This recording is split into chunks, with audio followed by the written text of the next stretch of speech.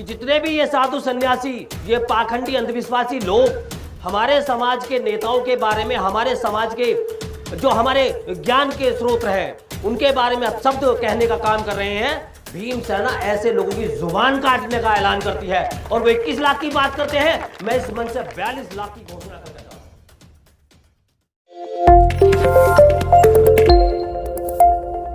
कि दिल्ली के एक मंत्री ने बाबा साहब की 22 प्रतिज्ञाएं दोहरा दी तो उनका त्याग पत्र उनकी पार्टी को लेना पड़ा। ठीक उसी प्रकार की बातें जो रामचरितमानस में लिखी हुई हैं, ढोल गवार शूद्र पशु नारी, ये है सब तांडन के अधिकारी। इस तरीके की बातें जब बिहार के शिक्षा मंत्री प्रोफेसर चंद्रशेखर यादव जी ने कही कि भाई हम इनका विरोध करते हैं कि नारी इस देश के लिए सम्मान के प्रतीक है, इस देश में ही नहीं, इस दुनिया के अंदर भी। आज तो देश की महिलाएं, इस दुनिया के अंदर जितने भी महिलाएं हैं उनमें से बहुत सारी महिलाएं ऐसी हैं जो चांद तक पहुंच गई हैं। इस देश और दुनिया के अंदर जिन्होंने अपना एक नाम स्थापित किया है, इस भारत देश को प्रधानमंत्री, राष्ट्रपति तक मिले हैं, वर्तमान में भी राष्ट्रपति हमारी देश की महिला है, तो सम्मान के लिए है। ऐसी नारी को हम लोग प्रताड़ना कहने का नाम कहें, उनको ऐसा कहें कि ये तो शोषण के लिए ही जन्मी है, तो ये सारी चीजें गलत हैं। ऐसी बातों का हम लोग विरोध करते हैं। ठीक उसी कड़ी में स्वामी प्रसाद मौर्य जो उत्तर प्रदेश से आते हैं, उन्होंने भी वही बातें कही। तो कुछ सामंतवादी लोग जो कहीं ना कहीं धर्म के ठेकेदार बनते हैं, मंदिरों से बाहर निकल के आने वाले लोग इस देश को चलाने का काम करने का के लिए अपना योगदान देने के लिए सोचते हैं। वो लोग कहते हैं कि ऐसे जो नेता हैं उनकी हम जीवा काट देंगे, उनकी हम गर्दन कलम कर देंगे, इनाम घोषित कर रहे हैं। एक लाइन हम इसमें जोड़ें कि भाई आप तो ऐसे धर्म से आते हैं, आपके तो महापुरुषों ने, बहुतों ने श्राप दे दिया, वो सीधे तौर पर भस्म हो गए, तो आप लोग भी ऐसा कर सकते हो, इनाम देने की जरूरत नहीं है। आप इनाम क्यों दे रहे हो? आप क्यों 20 लाख 25 लाख रुपए के आप दान में देना चाहते हो? सीधे तौर पे भस्म कर दो, शराब दो। इसी कड़ी में भीम सेना की तरफ से, मैं एक जिम्मेदार पदाधिकारी होने के नाते, भीम सेना ने एक मांग उठाई कि जितने भी ये साधु सन्यासी, ये पाखंडी अंधविश्वासी लोग हमारे समाज के नेताओं के बारे में, हमारे समाज के जो हमारे ज्ञान के स्रोत हैं उनके बारे में शब्द कहने का काम कर रहे हैं, भीम सेना ऐसे लोगों की जुबान काटने का ऐलान करती है और वो 21 लाख की बात करते हैं। मैं इस मंच से 42 लाख की घोषणा करके जाता हूं। हम उन्हें 42 लाख रुपए देंगे जो भी ऐसे लोगों की जीवा काटने का काम करेगा, क्योंकि ये लोग इस देश के लिए, इस समाज के लिए, यहां के भाईचारे के लिए खतरा है। और ऐसे लोग हमेशा इस देश के अंदर लड़ाई झगड़ा आंदोलन के साथ साथ में कत्लेआम कराते आए हैं। और ये इतिहास देखा है, ये देश धर्म से नहीं चलेगा, ये देश संविधान से चलेगा। और ये संविधान, मैंने भी कहा था कि पंथ निरपेक्ष की बात करता है, कि जहां सभी धर्मों का सम्मान हो। हम किसी का अपमान नहीं कर रहे, हम बाबा साहब को मानते हैं। बाबा साहब ने सभी को सम्मान की बात की है, बराबरी की बात की है। तो एक व्यक्ति, एक वर्ग के लोग दूसरे वर्ग के लोगों को नीचा दिखाने का काम करते हैं, उनको गाली देने का काम करते हैं और वो उसमें अपना गर्व महसूस करते हैं कि हाँ हमने ऐसा कहा। जब इन लोगों का विरोध हुआ तो बराबर में ही गोरखपुर है, एक प्रेस चलती है उनकी, यहां से गीता प्रेस, उन्होंने रामचरितमानस का एक नया संस्करण निकाल दिया और उसमें लिख दिया, जहां तांडन शब्द था उस पर उन्होंने शिक्षा लिख दिया। अब कोई इन बेवकूफों से यह पूछे, क्या ढोल को शिक्षा दी जा सकती है? ढोल क्या कोई प्राणी है? क्या ढोल को शिक्षा दी जा सकती है? ऐसी बातें ये लोग करने का काम करते हैं और जब इनकी आलोचना होती है तो उसका बुरा मान जाते हैं। सम्मानित साथियों, अंधविश्वास में बहुत सारी बातें हैं, देश और दुनिया में होती रही हैं, क्योंकि ये समाज को और देश को पीछे ले जाने की बातें करती हैं। देश अगर चल रहा है और दुनिया भी अगर चल रही है तो ये विज्ञान से चलती है। आज मैं आपके बीच में इस माइक के द्वारा बात कर रहा हूं तो मेरी आवाज शायद जहां तक जा रही है ये कोई चमत्कार नहीं है। ये विज्ञान का आविष्कार है कि उन्हें पता है कि उनकी जो दुकान है वो पाकिस्तान और मस्जिद और मुसलमान से चल रही है। अगर ये शब्द वो ना लेकर के आए तो शायद उनकी दुकान बंद हो जाए और 2024 में उनका बिस्तर बोरिया भी बन जाए। लेकिन आज आवाज उठ चुकी है, आज चिंगारी सुलग चुकी है। हम सभी लोगों को भी इन चीजों को समझना चाहिए कि जितने भी इनके ग्रंथ लिखे हुए हैं, ये ग्रंथ हमें केवल और केवल गुलाम बनाने के लिए हैं। इनके धर्म ग्रंथों का, इनके जो धर्म ग्रंथ है उनका हमें विरोध करना है और कर भी रहे हैं। जितनी भी हमारी बहन बेटियां यहां बैठी हैं, अंधविश्वास और पाखंड आपको हमेशा पीछे ले जाने का काम करेगा। हमारे भाई लोग भी हैं, हमारे राहुल भाई ने भी कहा, बहुत सारी बातें रखी, मंदिर नहीं गए। भाई मंदिर हमारी मंजिल नहीं है, हमारी मंजिल कॉलेज और यूनिवर्सिटी है।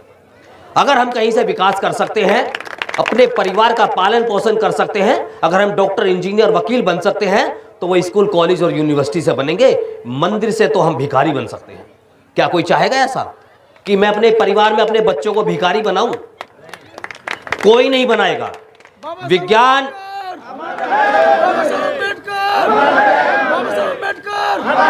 भारतीय जी आगे बढ़ो, भारतीय जी आगे बढ़ो। बाबा साहब ने सदैव विज्ञान की बात की है। बाबा साहब का जो रण है, अगर हम अपने खून का एक एक कतरा भी बहा दें, शायद वो पूरा ना हो पाए। मैं भीमसेना की तरफ से आज जितने भी हमारे साथी यहाँ हैं, संत शिरोमणि गुरु रविदास महाराज जी के जन्म उत्सव पर आप सभी को और आपके जितने भी सगे संबंधी सभी को मैं हार्दिक मंगल कामनाएं देता हूं और आप लोगों को आश्वस्त भी कर दूं, किसी से डरने की जरूरत नहीं है। आपके बीच में नहीं, बेशक मैं आप लोगों से काफी दूर बैठा हूं, लेकिन आपकी लड़ाई लड़ने का काम आपके भाई विजेंद्र भारतीय करता आया है और आगे भी करता रहेगा। संविधान को आगे रख करके हमेशा छोटे से लेकर बड़े अधिकारी तक आप लड़ जाइए, वो आपका नैतिक अधिकार है, संवैधानिक अधिकार है, वो बाबा साहब ने आपको दिया है। अगर आपकी कोई अधिकारी बात नहीं सुनता है तो उसके लिए फिर हम तैयार हैं। वो है शिक्षा, तर्क करना। ये ताकत आपको संविधान से मिलती है। किताबों से आपको ज्ञान जरूर मिल सकता है, लेकिन जो ताकत है वो आपको संविधान से मिलती है। अगर मैं जानकारी आप लोगों से चाहूं कि किस किस के घर में संविधान है या किस किस ने संविधान के बारे में जो भी उसकी प्रस्तावना है, अभी हमारे एक साथी ने प्रस्तावना पढ़ी थी, पता है आपको? संविधान की प्रस्तावना यहां पढ़ी गई, शायद आप लोगों ने उसको अनदेखा कर दिया। वो हमारे लिए वही मैन ग्रंथ है, वही देश के तमाम इंसानों को नहीं, जानवरों को भी सम्मान देने का काम करता है। वही प्रस्तावना, उसमें पूरा संविधान छुपा हुआ है। तो संविधान किस किस के पास है? सभी के पास है। तो मैं आप लोगों से एक अनुरोध और अपील और आग्रह करके जाऊंगा, बड़ा ना हो, छोटा हो, लेकिन संविधान हर एक किसी के घर में होना चाहिए, क्योंकि ये आपको ताकत देता है, ये आपको लड़ने की ताकत देता है। हमारे जो लोग हैं, जब उनको पता लगेगा वो तभी आप तक पहुंचेंगे, लेकिन अगर आप अकेले हैं तो आप अपनी लड़ाई लड़ सकते हैं। हमें मायावती भी बनाना है अपनी बहन बेटियों को, और जरूरत पड़ने पर उनको फूलन देवी भी बनाना है। जुल्म के आगे झुकना नहीं है, जुल्म को हराना है, कातिल को सजा देनी है, माफ नहीं करना है, माफ नहीं देना, साफ करना है। मैं हमारे जो बेटियां हैं बैठी हुई हैं यहां पर, मैं उनको कहना चाहता हूं, जो भी आप अपने भविष्य को लेकर के चल रहे हैं, उसके साथ साथ अपनी किताबें जो आपके बैग में रखी हुई हैं, उसमें एक किताब और रख लेना। भारतीय संविधान, आपको किसी के आगे झुकने की आवश्यकता नहीं पड़ेगी। सम्मानित साथियों, कहने के लिए तो बहुत सारी बातें हैं, कार्यक्रम भी आपका काफ़ी लंबा हो गया है और काफ़ी लोग यहाँ बैठे हुए भी हैं। मैं देख रहा हूँ करीब 3-4 घंटे से तो हम लोग ही यहाँ पर हैं, लेकिन ये भी मेरा बड़ा हौसला बढ़ रहा है कि आप लोग बिना कुछ खाए पिए आप यहाँ पर बैठे हुए हैं, क्योंकि आप लोगों का काम तो हमें खिलाना होता है, लेकिन आज तो आप खुद भी नहीं खाए हुए हैं। तो आप लोग इस देश और समाज के लिए बड़ा गौरव हो।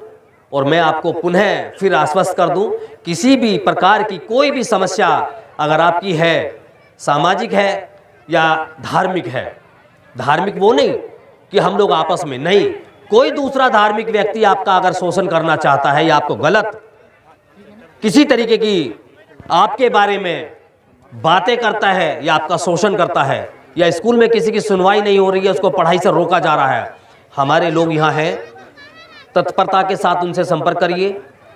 आपके आगे की लड़ाई लड़ने का काम हम करेंगे। केवल आपको संदेश देना है हम तक, उस संदेश पे कार्रवाई करने का काम भीमसेना करेगी। ये मैं इस मंच से यहाँ आपको आश्वस्त करके जा रहा हूँ।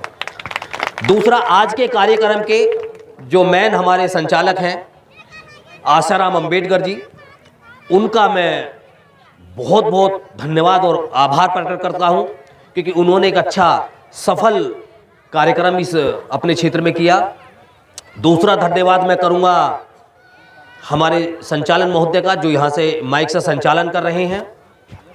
उसके बाद मैं जितने भी हमारे साथ में अतिथि हैं, मेरे साथ डॉक्टर साहब आए हैं, वो यहीं के रहने वाले, लेकिन वो रास्ते में से ही मेरे साथ आए हैं, गोंडा से ही, उनका भी मैं आभार प्रकट करता हूँ।